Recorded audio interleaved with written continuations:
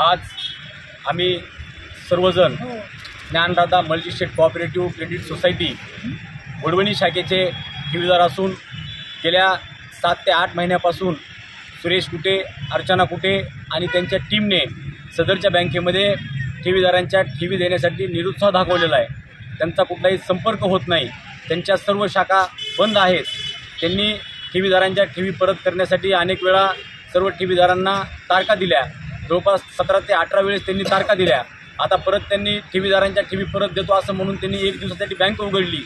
Bank उघडून ठेवीदारांना वेगवेगळ्या तारखेचे पैसे वाटप करण्यासाठी टोकन देण्यात आले आणि सदरचे टोकन दिल्यानंतर दुसऱ्याच दिवसापासून बीड जिल्ह्यातल्या नव्हे तर पूर्ण त्यांच्या सर्व शाखा मराठवाड्यातल्या त्या बंद करण्यात आल्या आणि प्रत्येक ठेवीदार त्या शाखेच्या कर्मचाऱ्यांशी किंवा टीमशी त्यांच्या कुटुंबाच्या संपर्क करण्याचा प्रयत्न करतो, पण त्यांचा कुठलाही प्रकारचा संपर्क होत नाही आणि ते फक्त व्हिडिओच्या माध्यमातून, सोशल मीडियाच्या माध्यमातून लोकांना भूलथापा देण्याचं काम करतात। म्हणून आम्ही आज सर्वजण वडवणीचे तालुक्यातील सर्व ठेवीदार माननीय पोलीस अधीक्षक बीड यांच्याकडे न्याय मागण्यासाठी आलेलो आहोत। आता माननीय आम्ही पोलीस अधीक्षक साहेबांना ते एक आमच्या मागणीचं निवेदन आम्ही माननीय पोलीस अधीक्षक साहेबांना या ठिकाणी दिलेलं आहे।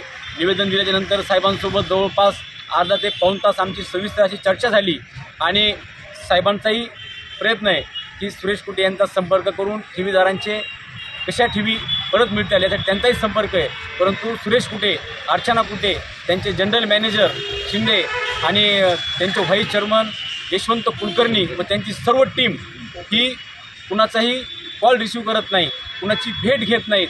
की उलट काही आमचे ठेवीदार सोलापुरीत त्यांना भेटायच्या निमित्तानं गेले होते, तर त्यांनी या ठेवीदारांसोबत चर्चा न करता, त्यांची भेट न घेता गुंड प्रवृत्तीचे 10-15 लोक त्यांना पाठवले आणि त्यांना त्या शोरूमच्या समोरून त्या ठिकाणी धक्काबुक्की करून त्यांना अर्वाच्य भाषा वापरून तिथून हाकलून देण्याचं काम या सुरेश कुटे, अर्चना कुटे आणि त्यांचा भाचा आशिष पाटोदेकर या तिघांनी मिळून लोकांवर, ठेवीदारांवर गुंड पाठवून त्यांना तिथून हाकलून लावण्याचं किंवा तिथून पळून लावण्याचं काम या ठिकाणी त्यांनी केलेलं आहे।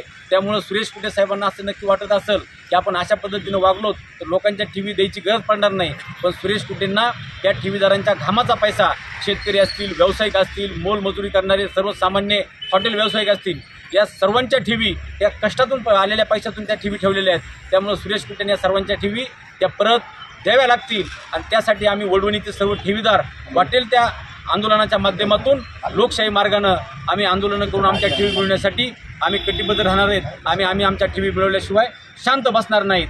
त्यामुळं आम्ही प्रथम टप्पा, कारण की काही ठेवी परंतु आम्हाला काही बोलायचं खऱ्या कायदेशीररित्या प्राथमिक प्रयत्न आम्ही या ठिकाणी केलेला आहे। आदरणीय पोलीस अधीक्षक साहेबांची भेट घेतलेली, त्यांची चर्चा झालेली। आता काही दिवस आम्ही साहेबांच्या सूचनेनुसार आम्ही काही दिवस थांबून साहेबांचा संपर्क होईल किंवा नाही होईल, झाला तर आम्हाला साहेब सांगतीलच, पण पुढची स्टेप काय घ्यायची ते आम्ही नंतर लवकरच 10-15 दिवसानंतर आम्ही एकत्र बसून ठरवणार आहोत। त्यामुळं सुरेश कुटेंना आपल्या सोशल मीडियाच्या माध्यमातून आमची विनंती आहे किंवा आमचा इशारा आहे की आमच्या सर्वांच्या ठेवी व्याजासकट सगळ्यांच्या ठेवी आपण तात्काळ परत कराव्यात असं माझं या ठिकाणी सांगणं आहे। ठेवीदार एकजुटीचा विजय असो, ठेवीदार एकजुटीचा विजय असो, ठेवीदार एकजुटीचा विजय असो। नमस्कार मंडळी, मी सुनील, आपण पाहता सुनील न्यूज। ज्ञानदाता बँकेचे ठेवीदार हे सध्याच्या काळात फार आक्रमक झालेले पाहताना दिसत आहेत। त्यांचे असे म्हणणे आहे की आपण जे वारंवार तारखा दिलेल्या आहेत त्या त्यांनी न देता डायरेक्ट ठेवीदारांचे पैसे त्यांना परत द्यावे अशी त्यांची विनंती आहे।